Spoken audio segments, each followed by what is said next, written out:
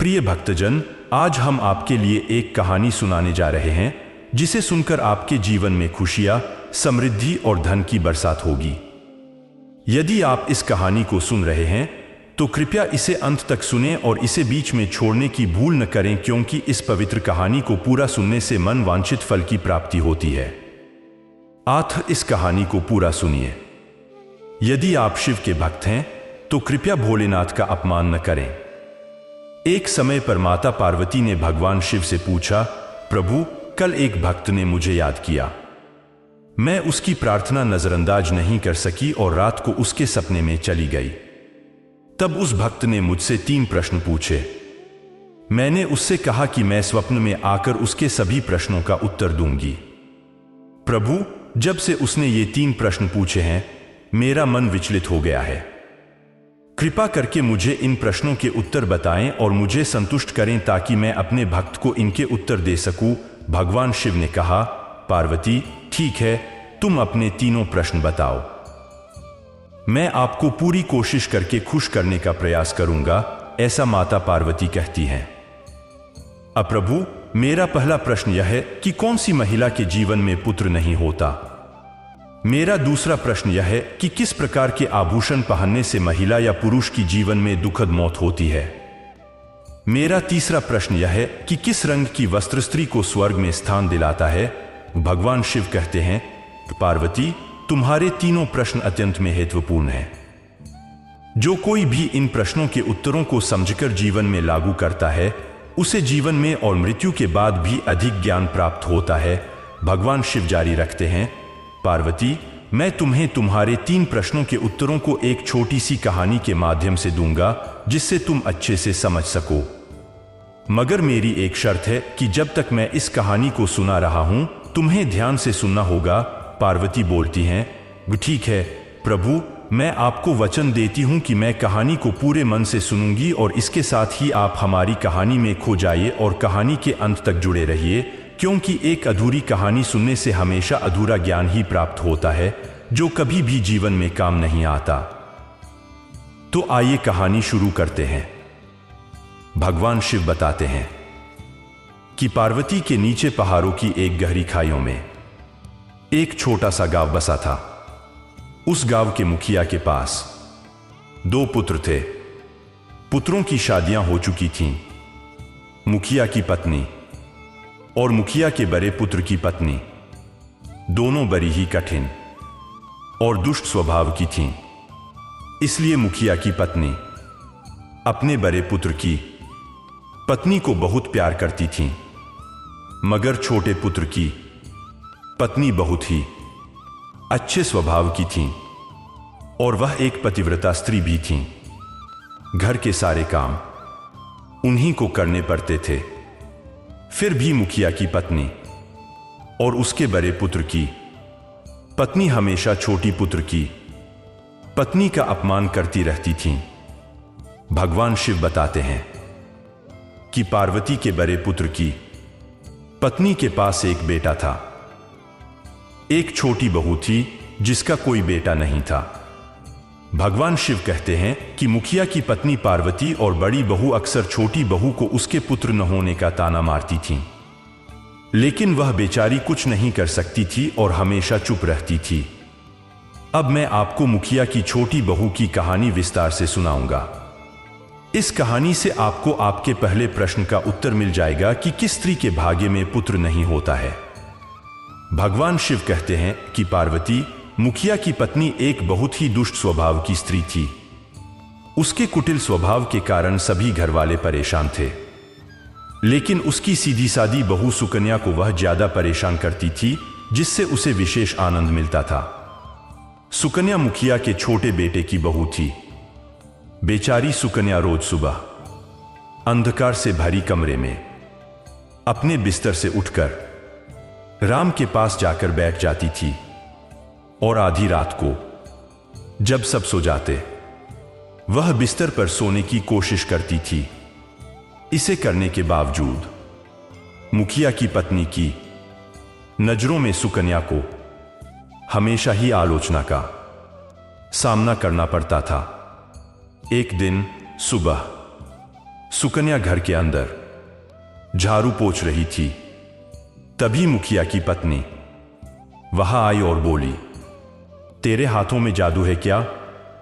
कुछ तो बात है, जल्दी जल्दी झाड़ू पोंछा कर। मैं मंदिर जा रही हूं, मेरे वापस आने पर खाना तैयार होना चाहिए। और ध्यान देना, खाने में अन्न बर्बाद नहीं होना चाहिए, भगवान शिव कहते हैं। पार्वती, बेचारी सुकन्या ये क्या कह रही है? वह खामोश रहकर अपनी सास की बातें सुन रही थी और उसने सिर से हां में हां मिलाया और उसने अपनी सिर को हिला। फिर से घर की सफाई करनी है, तब तक सुकन्या खाना तैयार करेगी। खाना बनाते समय वह सोच रही थी कि वह किसी भी समय आराम से सांस नहीं ले सकती, लेकिन हमारी सास मां जो हमेशा ही तंग करती रहती हैं, उनकी आवाज कब आएगी पता नहीं। सुकन्या अभी खाना बना रही है, तभी बाहर से किसी ने दरवाजा खटखटाया। तो सुकन्या ने सोचा अभी भोजन तैयारी हुआ है, लगता है सास जी जल्दी लौट आई हैं। फिर सुकन्या ने एकदम से दरवाजा खोला तो देखा वहां पर एक सन्यासी खड़ा है। अब उस संत ने कहा, ओ बेटी, तुम्हारा सुहाग सदा सलामत रहे, कृपया मुझे कुछ खाना खिला दो। सुकन्या, जो एक सभ्य और संस्कारी महिला थी, सोचने लगी, अगर मैं संत को खाना खिलाऊं और मेरी सास आ जाए तो मुझे परेशानी हो सकती है। कुछ समय सोचने के बाद सुकन्या ने संत से कहा, अंदर आ जाइए और भोजन करिए। फिर उसने खुद से पूछा, मुझे सास से डर क्यों लगना चाहिए? अगर वह आ भी जाएं और कुछ कहें तो मैं उन्हें समझा दूंगी कि मैं अपने हिस्से का खाना इन्हें दे रही हूं। भगवान शिव के आदेशानुसार सुकन्या ने संत को खाना परोसना शुरू किया। तभी अचानक उसकी सास आ गई और संत को घर के अंदर खाते देखकर उनका गुस्सा 7वें आसमान पर चढ़ गया। सुकन्या ने उनसे कहा, यहां कोई भंडारा या लंगर नहीं चल रहा है। सुकन्या ने बाहर निकलने की कई कोशिशें की, लेकिन उसकी सास ने संत को धक्का देकर घर से बाहर निकाल दिया और उनका खाना भी फेंक दिया। अब उसका गुस्सा सुकन्या पर टूटा और वह कहने लगी, मैंने तुझसे कहा था कि अन्ना का एक दाना भी बर्बाद मत करना, लेकिन तूने ये क्या किया? तूने इस महात्मा को इतना सारा अन्न खाने को दिया। सुकन्या डरते डरते बोली, मां जी, मैंने तो उसे अपने हिस्से का भोजन दिया था, इसमें इतना भला बुरा कहने की क्या बात है? अतिथि तो भगवान का स्वरूप होता है। आतिथ्य धर्म का पालन तो हर गृहस्थ को करना चाहिए। इस प्रकार काफी देर तक सास बहू की तकरार चलती रही। आखिरकार वह कुटिल सास ने सुकन्या को भी धक्के मारकर घर से निकाल दिया। अब वो बेचारी रोती कल्पती हुई दरवाजा पीटती रह गई, लेकिन उसकी सास पत्थर जैसी बन गई। उसका दिल नहीं पिघला। अब सुकन्या के पास एक ही रास्ता बचा था कि वह अपने मायके के लिए लौट जाए। इस प्रकार दुखी होकर अपने मायके के लिए निकल गई और बीच में ही घना जंगल भी पर गया। सुकन्या भूख और प्यास से तरपती हुई अपने मायके के लिए चली जा रही थी। फिर अचानक तेजी से बादल घिर आए और मूसलाधार वर्षा शुरू हो गई। भगवान शिव ने पार्वती से कहा कि इस बारिश से बचने के लिए सुकन्या ने एक पेड़ के नीचे आश्रय लिया, मगर वर्षा इतनी भारी थी कि उसे बचाना कठिन हो गया। इसलिए वह पेड़ की जड़ों में छुप गई। उसने सोचा कि जब वर्षा थमेगी तब वह बाहर निकलेगी और जब तक वर्षा चल रही है वह पेड़ के नीचे सुरक्षित रह सकती है। उसी समय पेड़ के नीचे एक साधु बैठे थे जो कि वास्तव में विष्णु थे। सुकन्या ने उनसे मुलाकात कर रोना बंद करने में मदद मांगी। विष्णु ने कहा, ओ बेटी, तुम्हारे घरवाले तुम्हारे प्रति दुष्ट स्वभाव के कारण अनादर करते हैं और तुम्हें पुत्र प्राप्ति के लिए मारते हैं। लेकिन तुम चिंता न करो, मैं तुम्हें एक उपाय दूंगा जिसे तुम्हें निष्ठा से करना होगा। फिर तुम्हें पुत्र की प्राप्ति होगी। और विष्णु ने एक परिचय पत्र दिया। उसके बाद विष्णु अदृश्य हो गए। शिव ने पार्वती को बताया कि बारिश रुकने के बाद सुकन्या ने अपने पति को ढूंढ निकाला और उनके साथ जंगल में एक कुटिया बनाकर रहने लगी। एक दिन फिर उस सुंदर कन्या को उत्तर का ख्याल आया। वह सोचने लगी, अगर मेरे पास भी एक पुत्र होता तो मेरे ससुराल में भी मेरी इज्जत होती। फिर उस कन्या ने तब तक संत के द्वारे दी हुई पर्ची को भूला दिया था, लेकिन जब उसने पुत्र प्राप्ति के लिए वो पर्ची पढ़ी तो उसमें लिखा था कि बेटी पुत्र प्राप्ति के लिए हमें शास्त्री को रात्रि को सोते समय और उसके बाईं ओर सोना चाहिए। इस तरीके से कुछ समय बाद बाईं ओर सोने से नाक का दाया स्वर आता है और दाया ओर सोने से नाक का बाया स्वर आता है। तो जब भी पुत्र प्राप्ति की इच्छा हो तो पहले यह सुनिश्चित कर लेना चाहिए कि पुरस्कार के साथ दाया स्वर आता है और स्त्री के साथ बाया स्वर आता है। इसके बाद ही गर्भाधान करना चाहिए। इस तरीके से निश्चित ही पुत्र प्राप्त होता है और विपरीत नाग केसर से पुत्री की प्राप्ति होती है। परिचय में उल्लिखित था कि मासिक धर्म के पहले 4 दिन पुरुष रोग के संकेत हो सकते हैं। 5वें दिन कन्या के प्राप्त होने का संकेत मिल सकता है। 6ठे दिन पुत्र का आगमन संभव है। 7वें दिन बंधुत्व या पुत्री का आगमन हो सकता है। 8वें दिन पुत्र का जन्म हो सकता है। 9वें दिन पुत्री का जन्म होने का संकेत है। 10वें दिन सर्वोत्तम पुत्र का जन्म हो सकता है। 11वें दिन सुंदर और आदर्श व्यवहार वाली कन्या का जन्म हो सकता है। 12वें दिन धार्मिक और श्रेष्ठ पुत्र का जन्म हो सकता है। 13वें दिन चिंता बढ़ सकती है और 14वें दिन योग्य और बलवान पुत्र का जन्म हो सकता है। 15वें दिन लक्ष्मी स्वरूप पुत्री का जन्म हो सकता है और 16वें दिन सर्वोत्तम और रत्न के समान पुत्र का जन्म हो सकता है। 16वीं रात को अपने पति से मिलकर गर्भधारण किया, लेकिन सुबह जब उसका पति लकड़ी काटने चला गया तब तक तूफान आ गया। सुकन्या की झोपड़ी तूफान में उड़ गई और भारी वर्षा होने लगी। इसलिए सुकन्या ने एक पेड़ पर एक पत्ता छोड़ा जिसमें लिखा था कि जब उसका पति वापस आए तो पेड़ पर छोड़ा यह पत्ता पढ़कर उसी क्षण उसके पास आ जाएंगे। वह सुंदर कन्या है। वह एक पेड़ की जड़ में छुपी हुई थी। उसके पास पहुंचकर जो कोटर में बना हुआ था, वह सुंदर कन्या जड़ में एक छोटा सा घर बना हुआ था जिसमें वह छुपी हुई थी। पेड़ के ऊपर 2 राक्षसों का आवाज था। बहुत समय बाद एक किसान पेड़ की ओर बढ़ रहा था। वह बोली, अब तो चलने दो, वरना मुझे सोने के खजाने को लेकर जाना है। तब दूसरी राज्य से आई बोली, यह क्या बड़ी बात है, हमें इस पेड़ को अभी उड़ा देना चाहिए।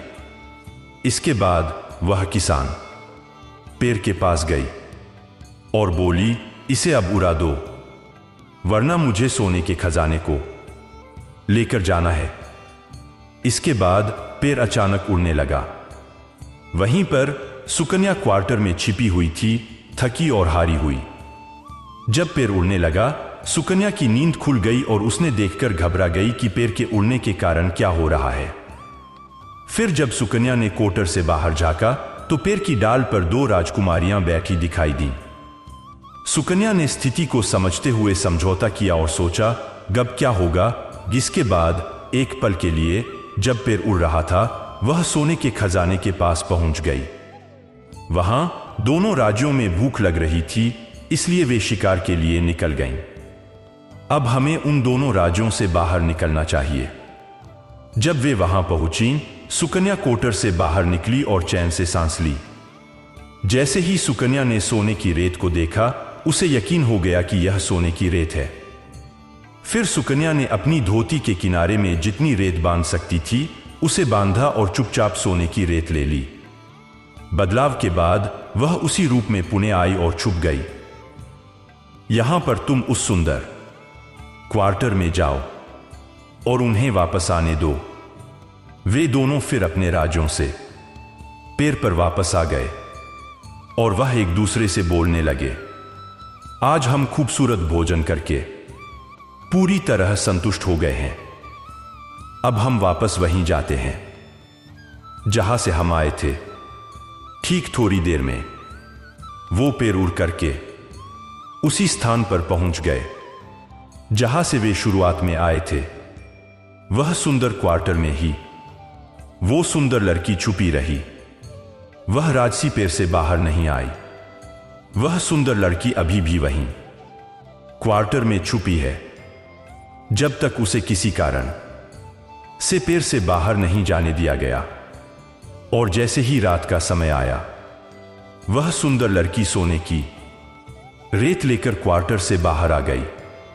उसके मन में यह विचार आया कि मैं इतना सारा सोना लेकर सास मां को खुश कर दूंगी और फिर वह मुझसे कभी नफरत नहीं करेंगी, हमेशा मुझसे प्यार करने लगेगी। इस ओर सुकन्या ऐसे सोच रही थी। तब तक सुकन्या के पति सुकन्या को खोज रहे थे और वे उसी क्वार्टर की ओर बढ़ते हैं। फिर सुकन्या अपने पति को सब कुछ सुनाती है और उनके साथ घर के दरवाजे पर पहुंचती है। सुकन्या अपनी सास मां से कहती है, देखो सास मां, मैं आपके लिए क्या लाई हूं। और फिर वह इसी तरह कहती है और घर में प्रवेश करती है। तब सुकन्या अपनी सास को सारा सोना दिखाती है और कैसे उसे सोना मिला यह भी उन्हें बताती है। सोना पाने के बाद सुकन्या की सास बहुत गुस्से में कहती है, तू बहुत कम सोना लेकर आई है। तुझे वहां पर जितना सोना था सब लेकर आना चाहिए था। फिर सुकन्या सास की बात सुनकर कहती है, माँ जी, हमारी 3-4 पीढ़ियों के लिए यह सोना पर्याप्त है। तो सास उसे मूर्ख कहती है, सोना कभी भी काफी नहीं होता, जितना हो वही कम होता है। अब तू जा देख, फिर आना, जितना सोना तू बटोर कर लाती है। पार्वती सुकन्या ने कहा, मेरी सास को मैंने बहुत समझाया, पर उस लालची दुष्ट स्त्री की समझ में कुछ नहीं आया। वह सुकन्या की कोई बात सुनने को तैयार नहीं थी और वहीं उसी पैर के क्वार्टर में बैठ गई। उस वक्त जैसे ही वह पैर पर पहुंची, पैर तुरंत उड़ने लगा। वहां पैर ऊपर उड़ रहा था।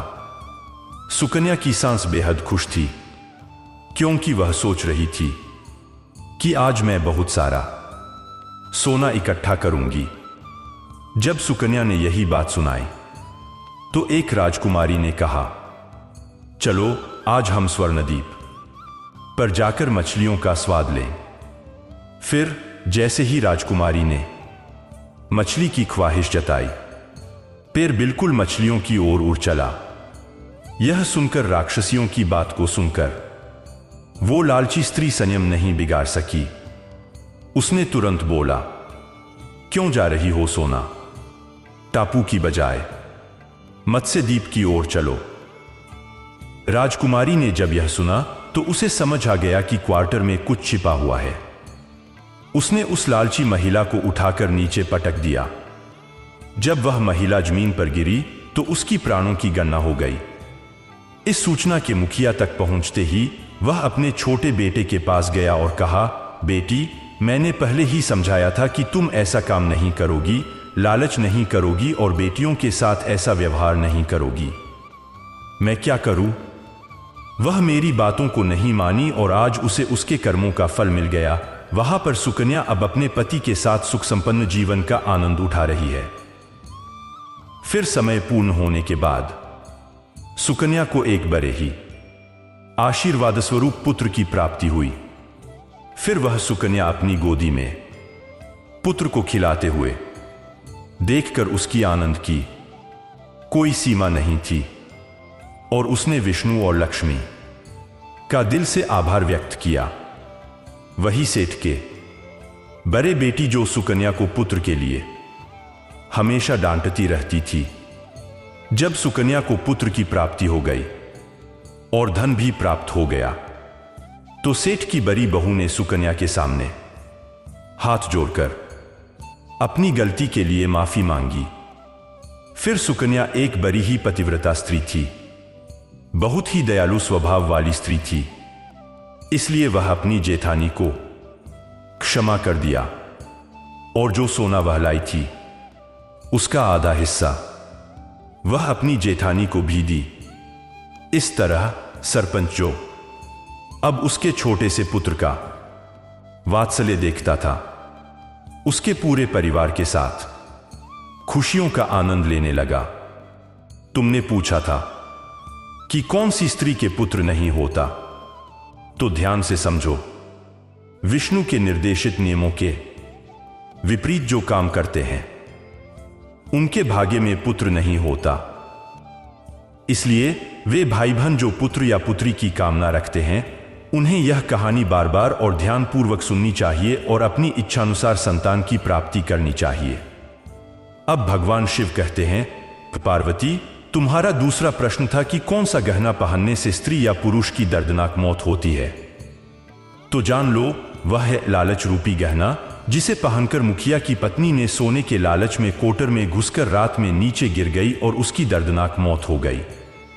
इसलिए लालच रूपी गहना कभी नहीं पहनना चाहिए।